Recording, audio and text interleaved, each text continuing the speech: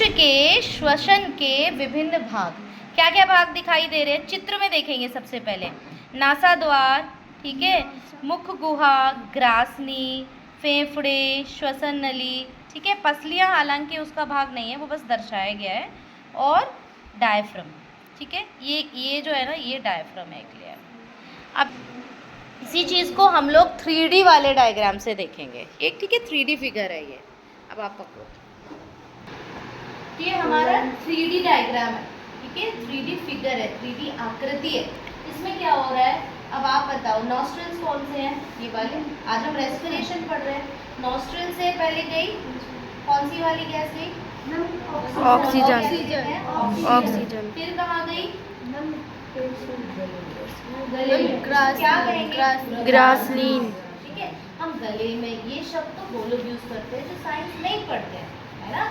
आप तो साइंस पढ़ रहे हो तो आप वही सारे शब्द यूज करेंगे। चित्र था ना ये वाला। तो सबसे पहले क्या हुआ?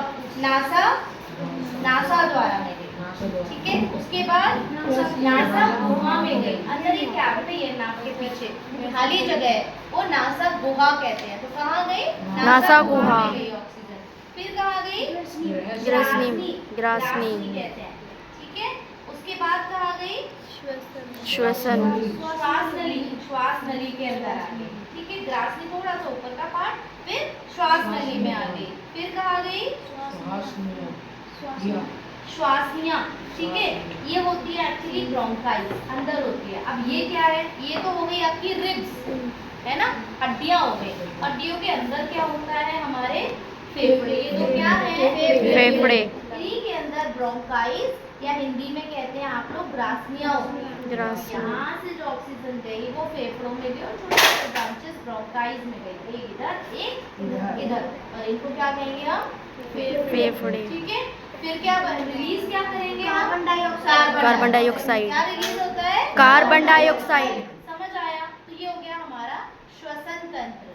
क्या श्वसन तंत्र में लीवर आ रहा है? नहीं आ रहा है।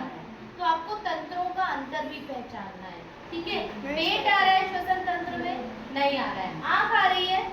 नहीं आ रही है। यही चीज समझनी है, ठीक है। श्वसन तंत्र की जब बात होगी तो श्वसन तंत्र में जो जो भाग आते हैं उन्हीं की हमें व्याख्या करनी है और चित्र में भी वही दर्शाने हैं।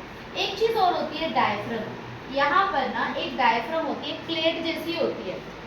उसका क्या काम है? डायफ्राम ऊपर नीचे होता है। जब हम सांस लेंगे लंग्स फूलेंगे, डायफ्राम नीचे होगा, ठीक है। फिर जब हम सांस बाहर छोड़ेंगे तो लंग्स पिचकेंगे, तो डायफ्राम थोड़ा ऊपर होगा, ठीक है। इसके लिए एक एक्टिविटी है, बलून से बनाते हैं। एक वाटर बॉटल लेंगे, खाली ऊपर से काटेंगे उसको, ऊपर एक बलून लगाएंगे और दो बलून स्ट्रॉ की मदद से, ठीक है, पाइप होता है ना जूस वाला, उसकी मदद से दो बलून अंदर जो फेफड़ों को दर्शाएंगे, ठीक है। और एक सबसे नीचे बैलून को काट के लेयर लगाएंगे बोतल में, ठीक। वो क्या होगा? डायफ्राम। तो जब हम डायफ्राम को नीचे ऊपर खींचेंगे ना, तो जब हम डायफ्राम को खींचेंगे तो आपके लंग्स या फेफड़े फूलेंगे। ये दर्शाने के लिए गतिविधि है, वो आप लोग बनाने की कोशिश करें। समझ आया?